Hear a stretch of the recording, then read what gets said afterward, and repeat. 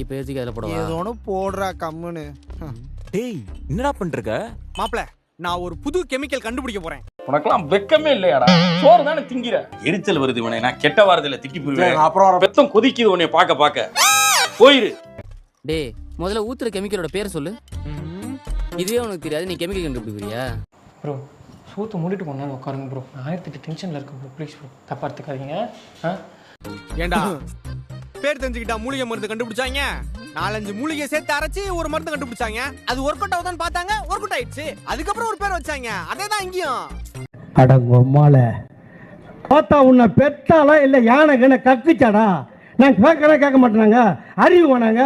டேய் எதுக்குடா கெமிக்கல் கண்டுபிடிக்கிற? யாருக்காக என்ன பண்ண போற? மாப்ள நீ தான் எனக்கு ஏத்த கரெக்ட் ஆளு. அந்த நிலாவம் பாரு எவ்வளவு கோவமா இருக்காங்க. அவங்கள சிரிக்க வைக்கிறதுக்காக தான் ஒரு கெமிக்கல் கண்டுபிடிக்கிறேன். இவன் என்ன பைத்தியமா இல்ல பைத்தியமா நடிக்கிறானா? டேய் அதான் சொல்றேன்லடா. ஓ டேய் இதுல ஒரு கண்டுபிடிப்பாடா. அது ஆல்ரெடி இருக்குடா, லாஃபிங் காஸ் அது பேரு. ஓ மேபினா இருக்கலாமா? நான் எதை பேபின்னு நினைச்சிட்டேன்.